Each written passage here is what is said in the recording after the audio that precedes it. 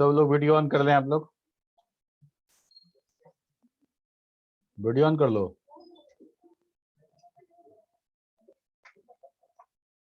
सागर कुमार, ये ब्रैकेट है BSc IT, ऐसा नहीं लिखना था ना, फॉर्मेट बताए थे तुमको, फिर बताना पड़ा हमको। Roll number dash ID dash name without space, बताए ना तुम लोग को, बताया ना।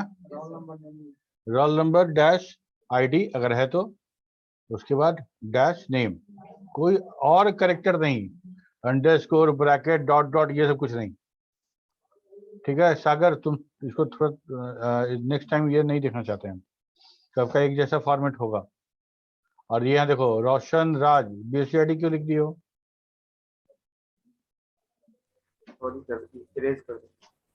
है ना। Roll number dash ID dash name, ID नहीं है तो डायरेक्ट नेम।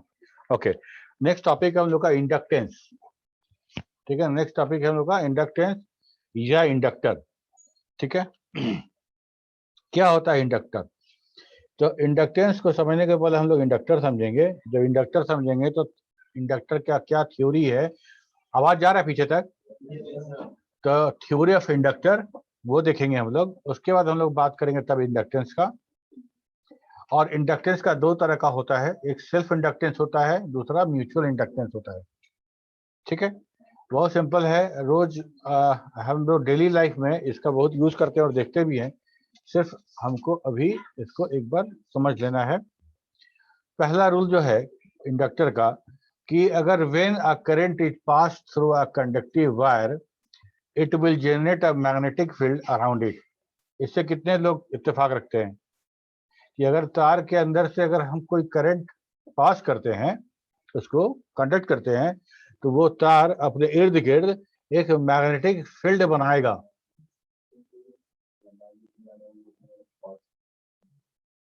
बनेगा ना, ठीक है। जितना फैन देखते हो, जितना मूविंग पार्टिकल्स है, मूविंग वाला जितना भी तुम मशीनरी देखते हो, सब ऐसे ही नहीं चलता है। हम उसके अंदर कॉइल है, कॉइल में हम करंट प्रवाह करते हैं, वो मैग्नेट बनता है, और उस मैग्नेट उस जो क्या मैग्नेटिक फील्ड जो बन रहा है, उससे उसको अलग अलग डायरेक्शन में जब बनता है तो उससे पंखा मेरा नचना शुरू हो जाता है, पंखा मोटर ऐसा कोई भी चीज, ठीक है। ओके, तो रूल नंबर 1 है कि अगर किसी कंडक्टर से अगर हम करंट प्रवाह करेंगे तो वो अपने इर्द गिर्द एक मैग्नेटिक फील्ड क्रिएट करेगा। Rule number 2, when a magnetic field occurred there will be some current around it. अब यहाँ देखो ये दो म्यूचुअल है, पहला तो ये कि करंट होगा तो मैग्नेटिक फील्ड बनेगा, ठीक है। अब करंट कैसा, हम दो तरीके के करंट की बात करते हैं ना। एक करंट वैसा करंट जो बैटरी से मिलता है हमको, डायरेक्ट करंट, ठीक है।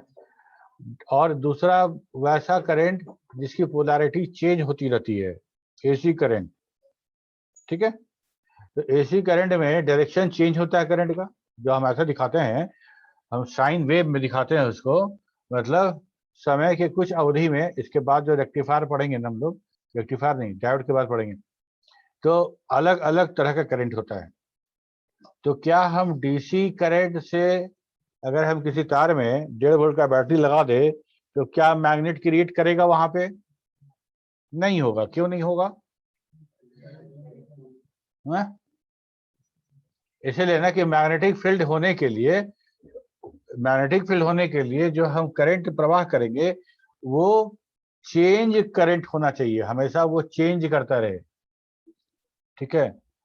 हमेशा वो चेंज करता रहे, वैसा करंट अगर प्रवाह करते हैं तो मैग्नेटिक फील्ड क्रिएट होता है, ठीक है। अब दूसरा बात, मैग्नेटिक फील्ड है, मान लो कहीं है, किसी तरह से है, तो क्या उस मैग्नेटिक फील्ड के जो एरिया है, उस एरिया में क्या वो करंट का निर्माण करेगा, will it produces the current, magnetic field करेगा। तो इसका मतलब दो हो गया ना बात, करंट है तो मैग्नेटिक फील्ड बनेगा, और मैग्नेटिक फील्ड है तो करंट बनेगा। मानते हो इस बात को? अच्छा, मैग्नेटिक फील्ड है तो करंट बनेगा, ऐसा कोई इक्विपमेंट बताओ, ऐसा कोई कंपोनेंट बताओ जहां देखे हो तुम बात को। डायनेमो, बहुत बढ़िया, शाबाश। और कुछ?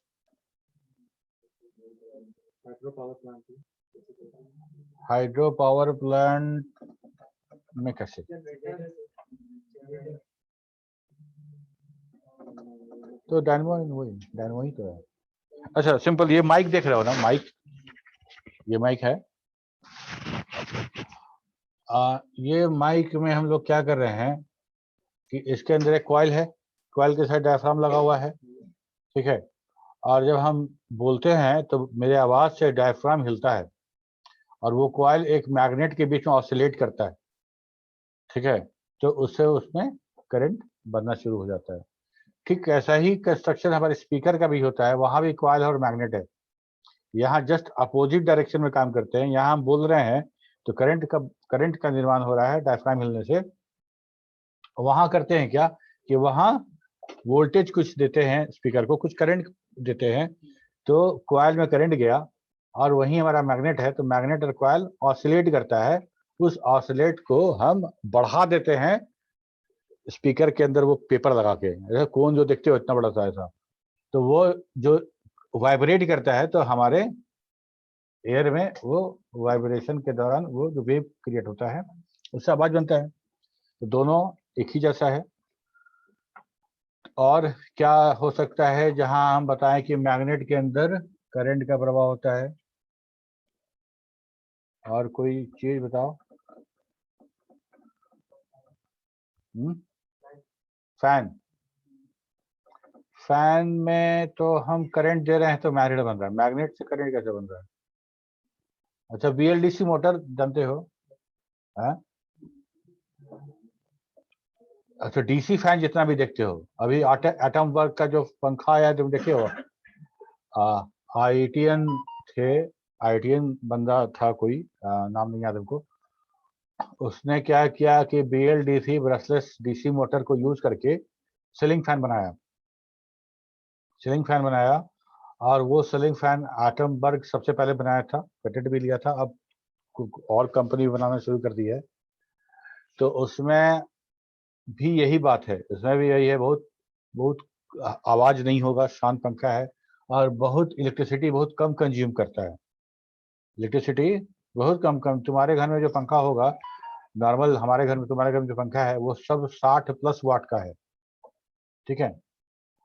और वो पंखा जो है वो फुल स्पीड में 30 या 35 वाट ही लेता है, मतलब आधा, ठीक है। तो वहां भी हमको देखेंगे, लेकिन ये बात तो वहां भी तो बिजली से ही मोशन हो रहा है ना। अच्छा तो हम लोग देखें डायनमो है, एक तो एग्जांपल डायनमो हो गया, एक डायनमो हो गया कि मैग्नेटिक फील्ड है तो करंट बनेगा। ये दूसरा एग्जांपल हम लोग माइक को देख लिए कि अगर मैग्नेटिक फील्ड है तो हम वहाँ पे करंट प्रवाह कर सकते हैं। ट्रांसफार्मर देखे हो जो हमारे ऑडियो में या फिर एसएमपीएस में जो लगा होता है ट्रांसफार्मर, उसमें दोनों है, एक तरफ से हम करंट देते हैं तो मैग्नेटिक फील्ड बनता है। अच्छा उसमें ट्रांसफार्मर में 2 बाइंडिंग होता है ना, प्राइमरी और सेकेंडरी, जानते हो तभी बोलना यस सर, नहीं जानते हो तो मत बोलना, नहीं जानते हो, ठीक है। तो देखो बता रहे हैं तुमको, अब अगर मान लो 12 वोल्ट का कुछ इक्विपमेंट चलाना है हमको, तो हम क्या करेंगे? 12 वोल्ट हम रेजिस्टेंस लगा के 12 वोल्ट नहीं बना सकते, तो वो हमारा फ्लॉलेस नहीं होगा। तो हमको क्या करना होता है कि according to number of turn, ठीक है, एक कॉइल बनाते हैं, एक कॉइल बनाते हैं और उसको उसमें 220 वोल्टेज सप्लाई कर देते हैं, ठीक है। तो वो जब हम 220 वोल्टेज सप्लाई करेंगे तो वो अपने इर्द गिर्द मैग्नेटिक फील्ड क्रिएट करेगा, ठीक है।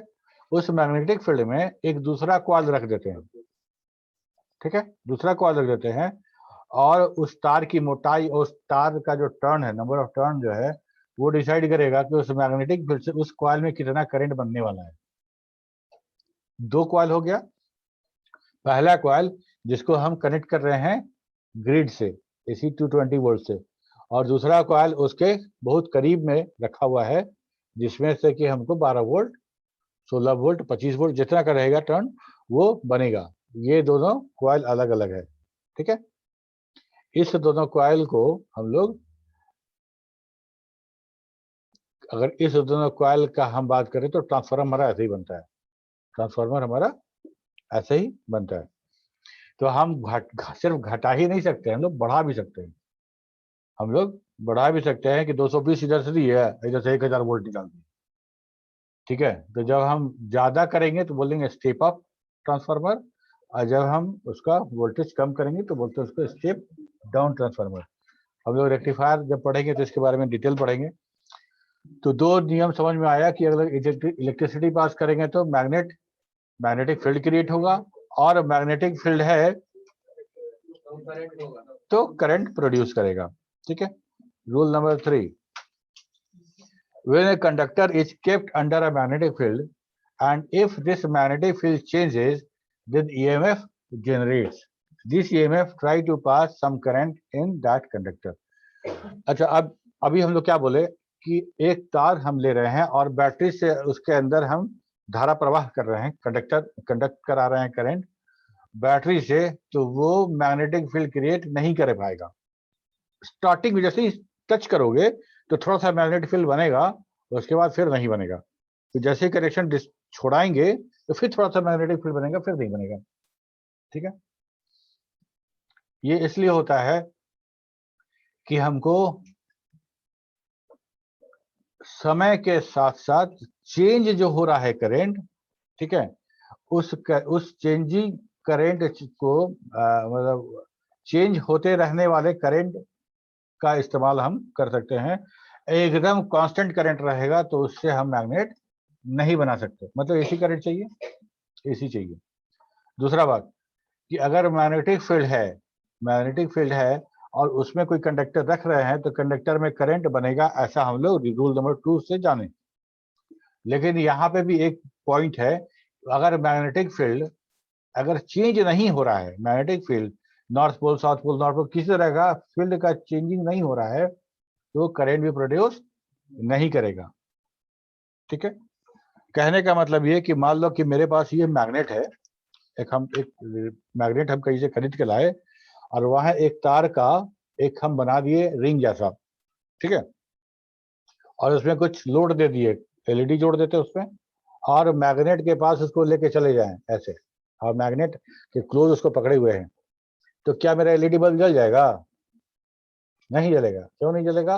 क्योंकि इलेक्ट्रिक फील्ड जो है वो तो कांस्टेंट है ना, चेंज नहीं हो रहा है।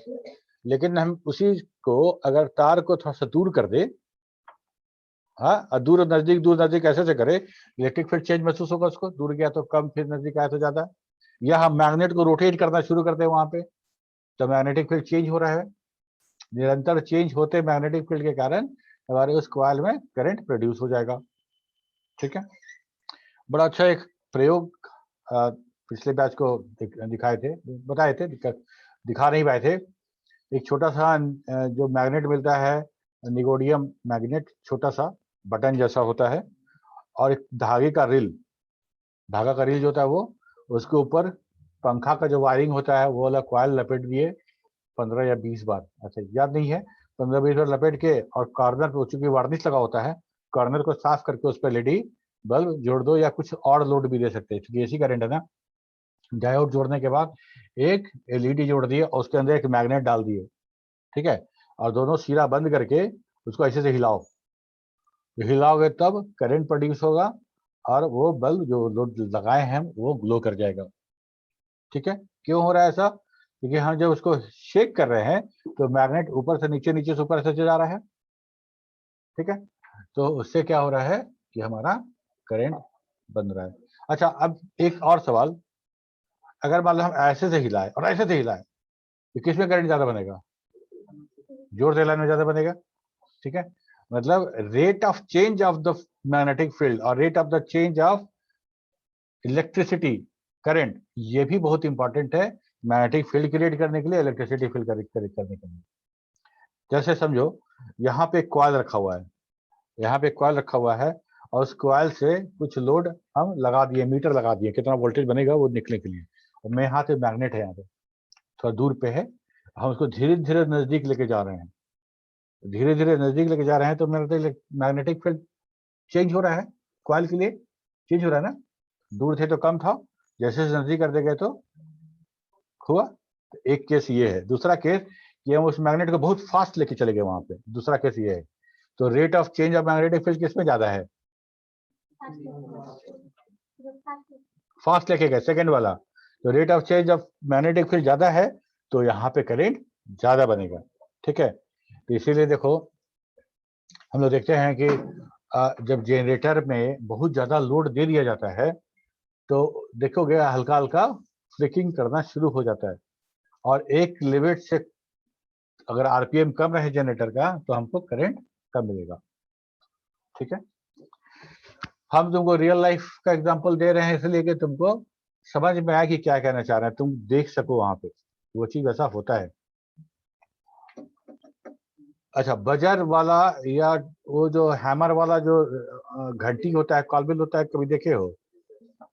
वो इतना बड़ा Yes, sir. कटोरी जैसा लगाता है, Yes. साइकिल की घंटी वाला कटोरी, उसके ऊपर हैमर आता सर है। स्कूल में यूज होता हाँ, है। स्कूल में घंटी उसी से बजता था। हाँ, तो वहां पे यही वाला है कि जैसे ही इलेक्ट्रिसिटी हम देते हैं तो उसके अंदर मैग्नेट बनता है, और मैग्नेट जैसे ही बनता है तो वो हैमर को अपने तरफ अट्रैक्ट करता है।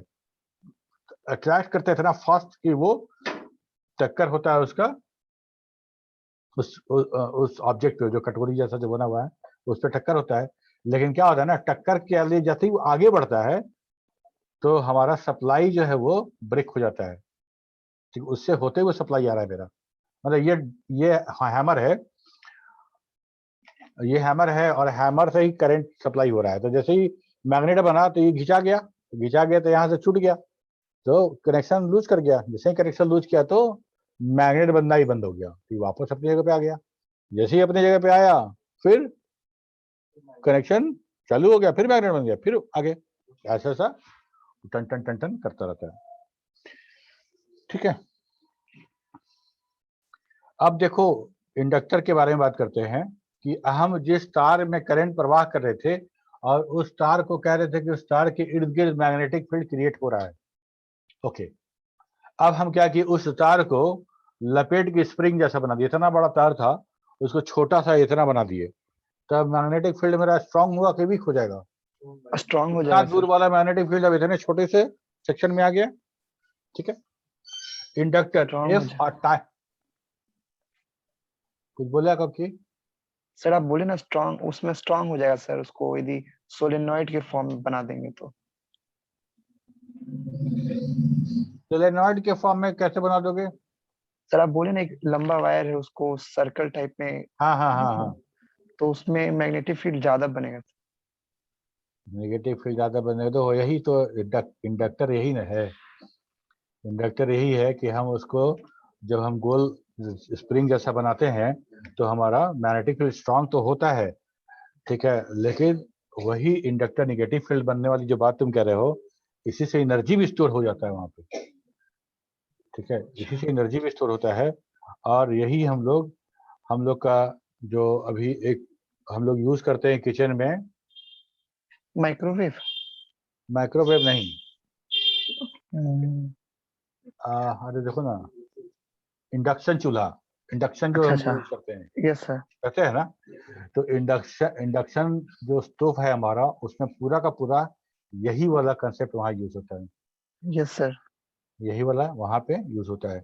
वहाँ भी हम देखेंगे कॉइल है, हाई वोल्टेज हम बनाते हैं और हम उस इंडक्टेंस से उसको इंडक्टर से पास करते हैं, तो उससे जो मैग्नेटिक फील्ड बनता है, उसका जो मैग्नेटिक फील्ड बनता है, उसके अंदर कोई भी अगर तुम लेके आओगे इंडक्टर तो उसमें करंट प्रवाह होगा, और उसी करंट को हम यूज करते हैं हीट के रूप में। ठीक है, यस सर। अगर कहीं से मल्टीमीटर मिल जाए और इंडक्शन चूल्हा तुमको मिल जाए, तो तुम अगर उसके ऊपरी सतह पे अगर वोल्ट नापना चाहो तो हर जगह तुमको थोड़ा थोड़ा वोल्ट मिलेगा, वो यस हमारा सर, टेस्टर से चेक करने पे इस पे आता है सर। आता है। हाँ बिल्कुल। यस। तो if a time varying current मतलब वैसा करंट जो टाइम के साथ वैरी कर रहा है, टाइम के साथ वैरी कर रहा है। अगर एसी करंट का बात करें तो हम लोग यहाँ अगर एक एक एक एक एक्सिस पे अगर हम ले लेते हैं टाइम को, और वह एक्सिस से वोल्टेज ले लेते हैं, तो हर टाइम में वोल्टेज चेंज कर रहा है ना मेरा, यह जीरो से शुरू हुआ, ऊपर तक गया और वहां से फिर घटना शुरू हो गया, और उसके बाद एक एक्सिस से नीचे चला जाता है, माइनस हो जाता है, तो हम कहते हैं उसको कि that is time varying current. और टाइम वेरिंग करंट, अच्छा हम एसी करंट जितना भी है ना सब पे कितना वैरी करेगा ये भी लिखा रहता है, कोई ध्यान दिया है कि नहीं बताओ? 50 हर्ट्ज लिखा देखिए वो कहीं पे, 50 हर्ट्ज ये क्या है? फ्रीक्वेंसी है। फ्रीक्वेंसी मतलब एक सेकंड में हमारा जो करंट हमको जो घर में करंट मिल रहा है एक सेकंड में 0 से 220 और 220 से -220 ये वाला जो है एक सेकंड में 50 टाइम ऑसिलेट करेगा। ठीक है, फिक्स कहाँ होता है? 220 230 जैसे जैसे लोड बढ़ता है घटता बढ़ता तो है ना। ठीक है, मतलब जो मेरा जो इक्विपमेंट है वो सारा 220 के लिए है, ठीक 220 के लिए है, लेकिन 240 250 वहां इतना वेरी करता है मेरा रिगार्डिंग टू लोड। अगर देखो जाड़ा के दिन में अगर बहुत सब जगह एसी नहीं चलता, सब जगह लोड कम रहता है तो तुमको वोल्टेज ज्यादा मिलता है। ठीक है, खैर वो ग्रिड कैसे क्या वोल्टेज दे रहा है उनका बात है, लेकिन हम लोग समझ रहे हैं क्या 50 हर्ट्ज रहना चाहिए हमारा सारा इक्विपमेंट 50 हर्ट्ज सोच के बनाया गया है। ठीक है, इससे ज्यादा फ्रीक्वेंसी होगा तो हमारे एपरेटस को हमारे सिस्टम को हानि पहुंच सकती है। ठीक है, तो 50 हर्ट्ज का मतलब कि एक सेकंड में 50 टाइम्स हमारा वोल्टेज चेंज हो रहा है। कहां से कहां तक? 0 से 220 जा रहा है, 220 से 0 जा रहा है, वहां से पोलैरिटी चेंज हो रहा है, प्लस माइनस माइनस प्लस हो जा रहा है, मतलब करंट का डायरेक्शन चेंज हो जा रहा है। ठीक है, फिर 0 से -220, -220 से फिर 0, फिर 0 से +220। समझ में आ रही क्या बोल रहे हैं? तो ये टाइम वैरिंग करंट है, टाइम के साथ वैरी करने वाला करंट है। तो बोल रहे हैं क्या, if a time varying current flowing through a coil, there will be an EMF, electromotive force, induced in it. This induced EMF across the coil is directly proportional to the rate of change of the current with respect to time. ठीक है, हमारा EMF कितना बनेगा वो directly proportional है rate of change of current के। ठीक है, अब कहने का मतलब ये अगर 50 हर्ट्ज का करंट है तो जो EMF बनेगा अगर हम किसी तरह से ये बढ़ जाए, ठीक है, अगर हम बढ़ा दे 50 हर्ट्ज से अगर 70 हर्ट्ज लेके चले जाएं, 80 हर्ट्ज लेके चले जाएं, तो क्या हमारा मैग्नेट ज्यादा बनेगा? ईएमएफ ज्यादा इंड्यूस होगा। ठीक है, सही में ऐसा है। तुम लोग देखे होगे अगर अभी जो साइन वेव इन्वर्टर आता है इसके पहले साइन वेव नहीं आता था, पहले नॉर्मल इन्वर्टर आता था। ठीक है, अगर नॉर्मल इन्वर्टर को देखा होगा तो ध्यान दिए कि जब लाइन जाती थी तो पंखा से एक हमिंग का साउंड आना शुरू हो जाता था, फैन से हमिंग साउंड आना शुरू होता था। तो वो इन्वर्टर जो था वो सिर्फ ऑसिलेट करके एसी तो बना रहा था लेकिन वो 50 हर्ट्ज मेंटेन नहीं कर पाता था। वहां पे हम साइन वेव वाला चीज यूज नहीं कर रहे थे वहां पे। ठीक है, तो हमारा पंखा तो कंपनी बना के दिया 50 हर्ट्ज के लिए ना, और मान लो वहां पे 100 हर्ट्ज या उससे ज्यादा हर्ट्ज का करंट आएगा तो हमारा मैग्नेट ज्यादा बनेगा, वहां पे ईएमएफ ज्यादा इंड्यूस होगा जो हमारे कॉइल को गर्म भी कर सकता है, पंखा को खराब भी कर सकता है। ठीक, तो ठीक है, तो rate of change of the current समझ में आ रहा है तुमको? Okay, due to property of induced EMF all types of electrical coil can be referred as a inductor. वैसा कोई भी कॉइल जो ईएमएफ प्रोड्यूस कर सकता है सबको हम लोग इंडक्टर बोलेंगे। ठीक है, कंडक्टर तो सब है, कंडक्टर तो सारा तार है, और किसी कंडक्टर को हम कॉइल के रूप में हम लपेट दें तो that will be inductor. An inductor is an energy storage device which stores energy in the form of magnetic field. ठीक है, बहुत सारे सर्किट में छोटा छोटा इंडक्टर देखोगे, कॉइल है उसमें 3-4 राउंड लपेटा हुआ है और लगाया गया है। ठीक है, जैसे हम कैपेसिटर यूज कर रहे थे एनर्जी स्टोरेज के लिए, चार्ज के रूप में स्टोर करता था, और यहाँ पे एनर्जी कैसे स्टोर होता है? मैग्नेटिक फील्ड के रूप में। ठीक है, और इतना स्ट्रांग एनर्जी स्टोर होता है, इतना स्ट्रांग एनर्जी स्टोर होता है कि इसको अगर हैंडल ना करें तो आग तक लग जाए, आग तक लग जाए। ठीक है, अच्छा वो देखे हो लोहा को गर्म करके पीट पीट के उसको छेनी बना देना, चक्कू बना देना? Yes sir. कैसे गर्म करता है लोहा को? सर कोयले से सर। कोयला पे है ना, पहले चलता था ना, कोयला पे घुसा दिया और ऐसे ऐसे करके हवा दे रहा है, उसे गर्म हो गया। कोयला तो अब बहुत महंगा है, नहीं मिल रहा है, तब ये काम कैसे होगा? फर्नेस से नहीं, ये काम अब कैसे हो रहा है, इसके लिए भी हम लोग इंडक्टेंस और इंडक्टर का यूज कर रहे हैं। बड़ा सा कॉइल ले रहे हैं, ठीक है, और कॉइल के अंदर लोहा को इंटर कराते हैं और पलक झपकते वो लाल हो गया। तुमको वीडियो भेजेंगे, तुमको देखना, पलक झपकते लाल हो गया, उसको निकाल कर जो उसको शेप देना है दे लो। ठीक है, कॉइल है, उसके अंदर जैसे ही रॉड जाएगा वो कोयला से बहुत जल्दी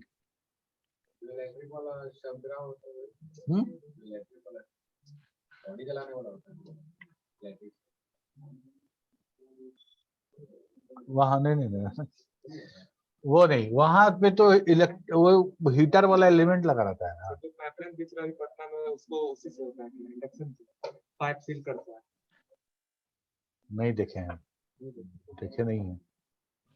ठीक है, हम वीडियो भेजेंगे, तुम देख लेना, बहुत जबरदस्त चीज है।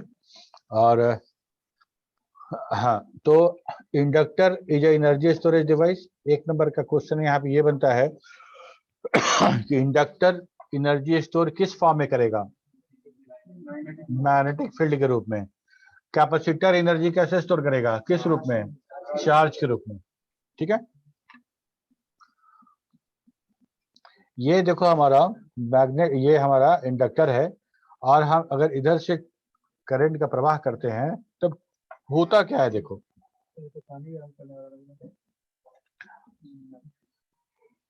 पानी गर्म करने वाला एक्चुअली उसमें नाइक्रोम का तार ही रहता है।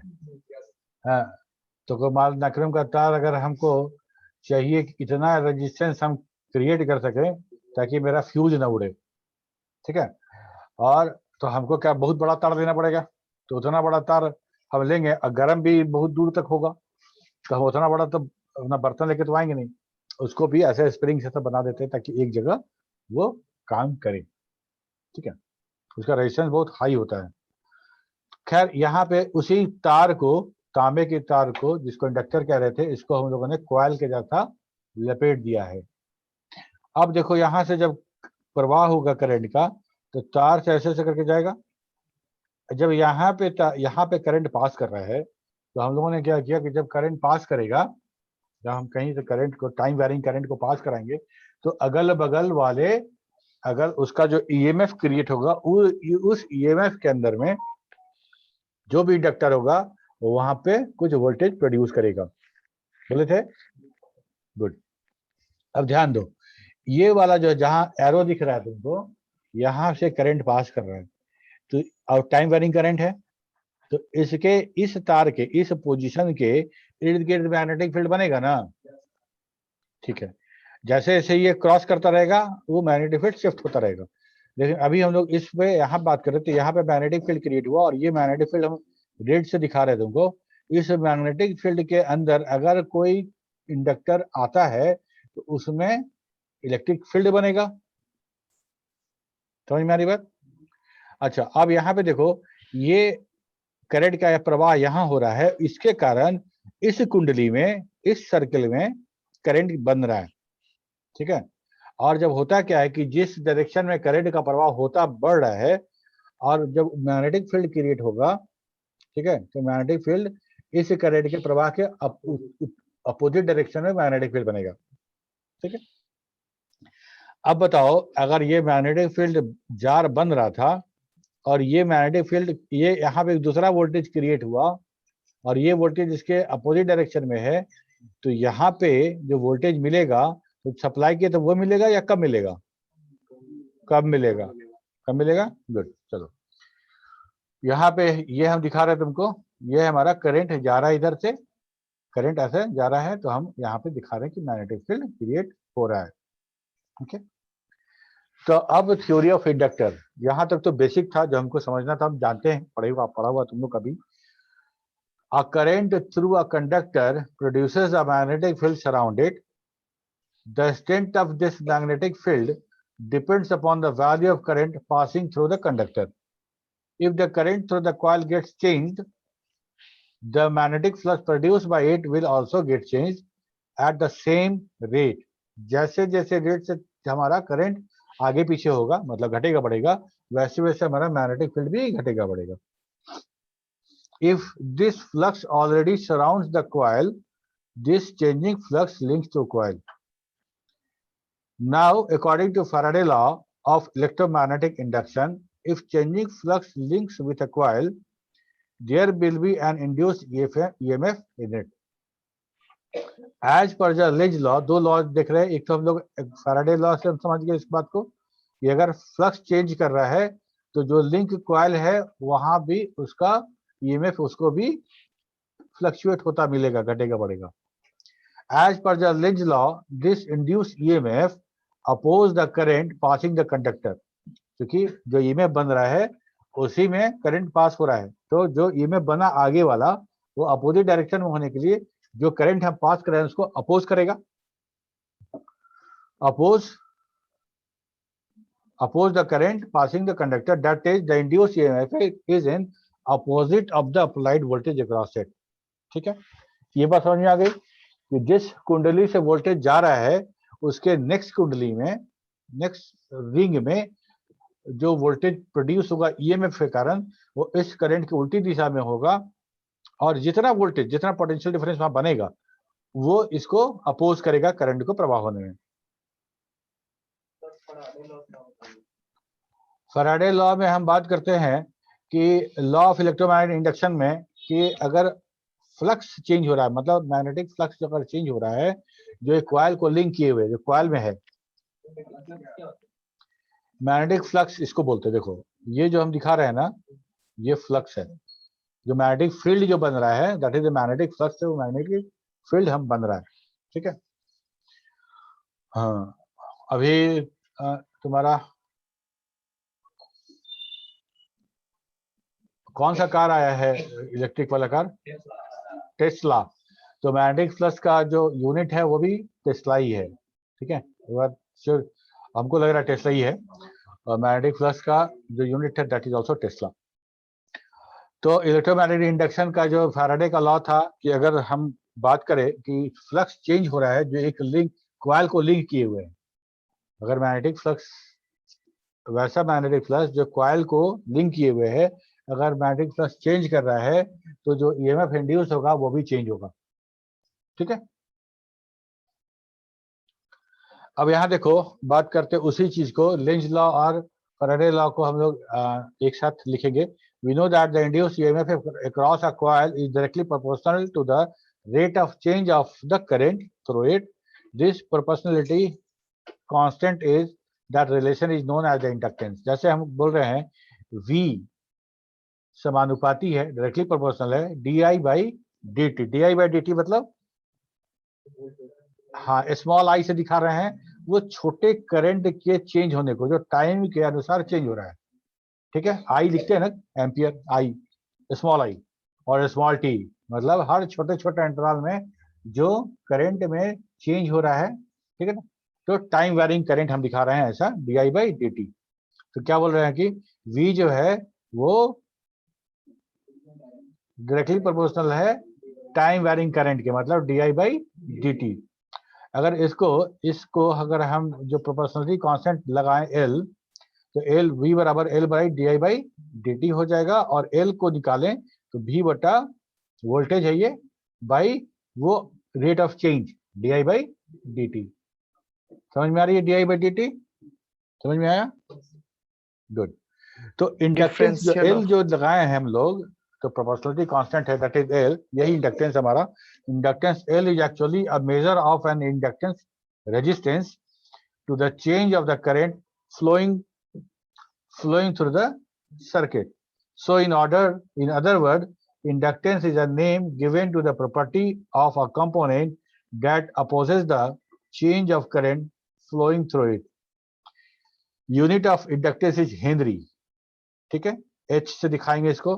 When the current flowing through a coil changes at the rate of 1 ampere per second, हम कॉइल ले रहे हैं और उसमें जो मेरा करंट पास हो रहा है 1 एम्पियर पर सेकेंड के रूप में, वो हर सेकेंड में 1 एम्पियर पर सेकेंड के रेट से वो चेंज हो रहा है.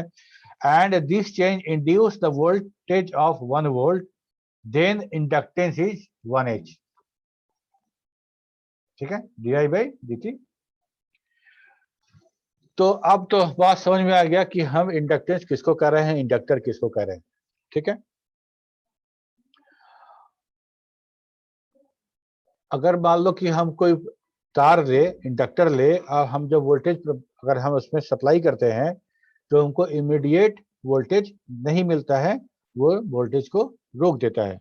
ठीक है, यही कारण है कि हमको वो कॉइल कुछ देर के बाद गर्म होता हुआ दिखता है। वो रेजिस्टेंस के कारण नहीं, सीधा था तो नहीं गर्म हो रहा था, लेकिन हम कॉइल बना दिए तो वो गर्म होना शुरू हुआ।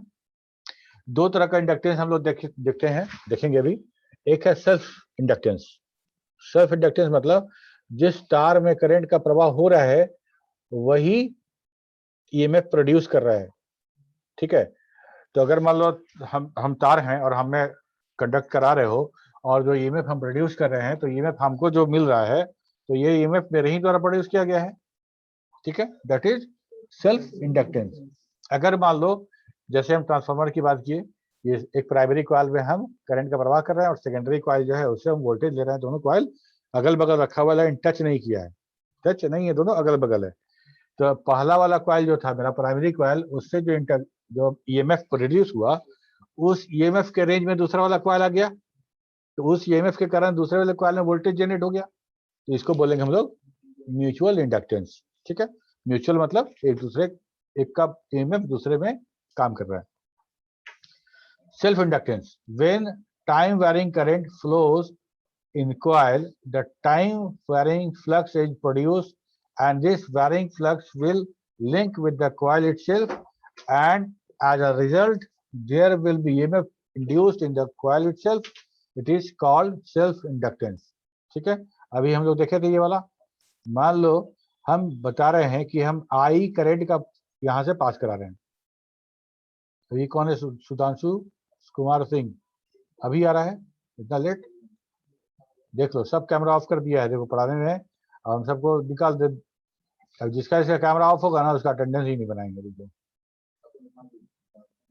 जिसका इसका कैमरा ऑफ रहेगा स्क्रीनशॉट में, उसका अटेंडेंस नहीं बनेगा। देख लेंगे। तो आई हम पास करा रहे हैं, करंट आई, और that will creating a high flux. ठीक है, फ्लक्स जो है वो इतना फ्लक्स जनरेट हो रहा है।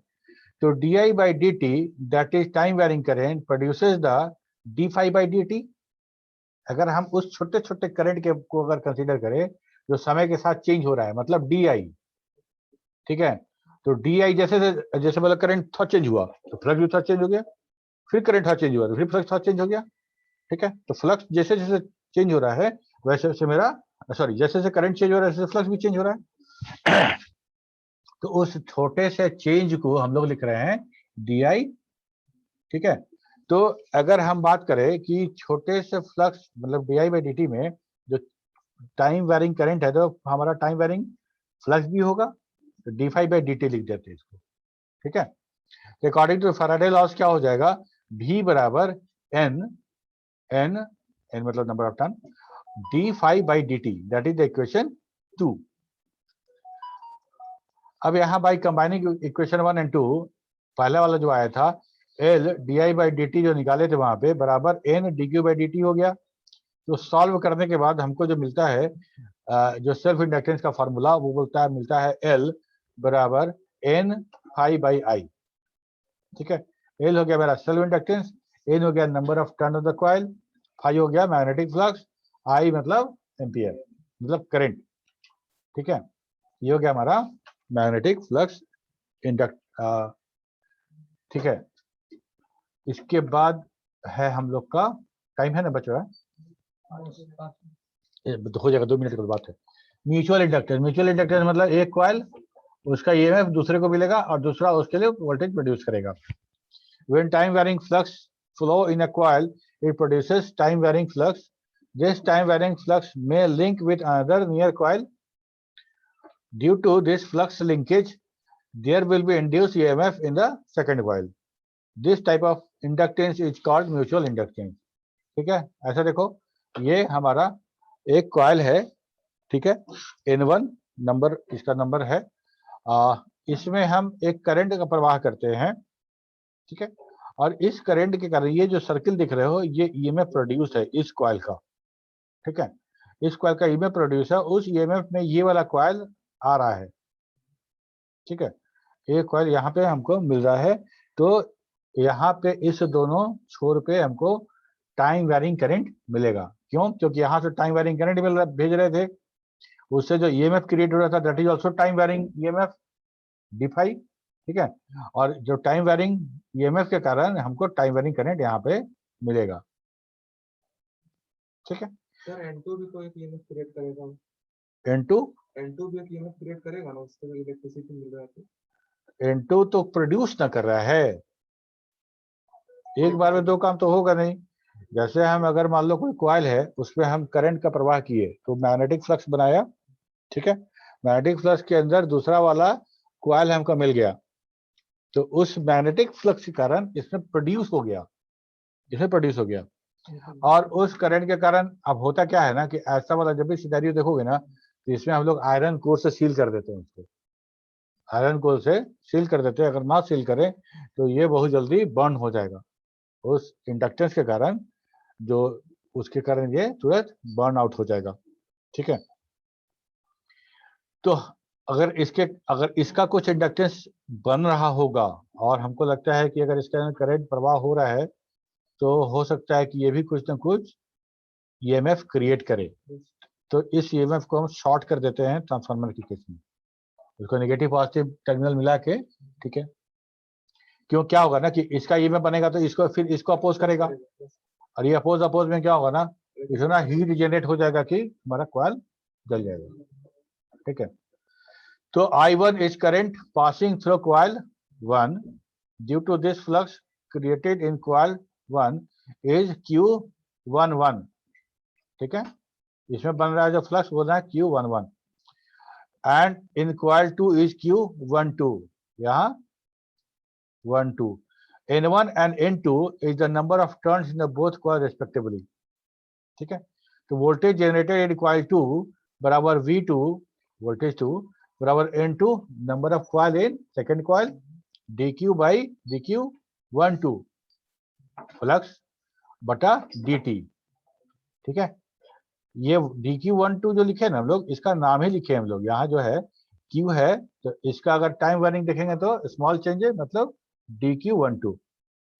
ठीक है, since voltage generated to the coil number 2 is proportional to the rate of change of the current in coil 1, so V2 proportional to di1 मतलब पहले वाला बटा dt, और V2 बराबर m प्रोपोर्शनली कांस्टेंट, वहां L लगाए थे, यहाँ m लगा रहे हैं म्यूचुअल इंडक्टेंस के लिए, d1 by dt, that is equation 4। तो हमको यहाँ से म्यूचुअल इंडक्टेंस का एक फार्मूला मिल गया, m बराबर V2 by di by dt लिख देंगे तो हो जाएगा मेरा। और कोफिशिएंट ऑफ म्यूचुअल इंडक्टर हम, ठीक है, तो अब दोनों को कंबाइन कर देते हैं इक्वेशन 2 और 3 और 4 को, तो हमको फाइनली मिलता है दैट इज m बराबर n2 number of turn in second coil, और flux in second coil flux I2 बटा I1 पहला वाला कॉइल का करंट। ठीक है, तो इंडक्टर आपके सवाल एग्जामिनेशन पॉइंट ऑफ व्यू से बहुत इंपॉर्टेंट नहीं है, बहुत इंपॉर्टेंट नहीं है। जब हम कहते हैं तो इसका मतलब ये नहीं कहना, मेरा ये कहने का मतलब ये नहीं होता कि इसको पढ़े नहीं आप। ठीक है, ये पिछला क्वेश्चन देख के ये अंदाजा लगाया जाता है कि क्या सवाल पूछा जाता है, और कभी कभी ऐसा होता है ना कि आप जो सवाल एकदम नहीं सोचते पूछ देते हैं। ठीक है, जो सवाल एकदम नहीं सोचते हैं कभी कभी वो सवाल भी पूछा जाता है, और अगर हम क्वेश्चन सेट करें ना तो हम खासकर वैसे क्वेश्चन पे ध्यान देते हैं जो कोई उम्मीद ना किया कि पूछा जाएगा। ठीक है, तो उससे आसान से आसान क्वेश्चन भी पूछ देते हैं, जो बच्चा सोचा भी नहीं हो गया था ये भी पूछा जाएगा, और वैसा क्वेश्चन पूछा जाता है। तो छोड़ना आपको नहीं है। पूजा चौरसिया अब क्लास खत्म होना है तो वो बार बार रिक्वेस्ट कर रही है ज्वाइन के लिए, उसको हम अभी एडमिट नहीं कर सकते। ठीक है, तो ये हमारा इंडक्टेंस खत्म हो गया, इंडक्टर इंडक्टेंस। तो हम लोग 3 चैप्टर पढ़ लिए। अगले क्लास में आप लोग, अब हम बोल देंगे तो जो वहां पे ऑनलाइन बैठा हुआ है नहीं करेगा। अगले क्लास में आप लोग प्रिपेयर होकर आइएगा तीनों में से, कैपेसिटर, रेजिस्टर, कैपेसिटर और इंडक्टर। इसका PDF भेजिए। हाँ, अभी तुरंत भेज देंगे। क्लास के दौरान मना किए थे बोलने के लिए, फिर तुम बोलती है। सर रिकॉर्डिंग ऑफ कर दीजिए ना सर, उसके बाद बात। अच्छा सुनो ना, नहीं वो तो खैर क्या कितना समझा बेवकूफ रहेगा। खैर नेक्स्ट क्लास में इस तीनों टॉपिक में से कोई एक टॉपिक जो आपको सबसे अच्छा लगता हो आप प्रिपेयर करके आइएगा, आपका प्रेजेंटेशन होगा। और ये प्रेजेंटेशन सिर्फ वर्बल होगा, आप बोलेंगे आप तो आपको मार्कर मिल जाएगा बताने समझाने के लिए। पीपीटी नहीं करना है अभी, पीपीटी हम बाद में करवाएंगे। सिंपल अभी तक क्या पढ़े हो ये हम देखना चाहते हैं, तो ये एक प्रेजेंटेशन अगले क्लास में तुम लोग का रखेंगे।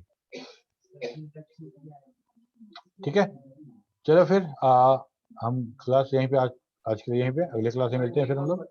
Thank you sir. ज्वाइन करके ये है नोट कर लो ना, ऑनलाइन में 59 roll number 59, roll number 10, roll number 31, online में 18 बच्चे हैं।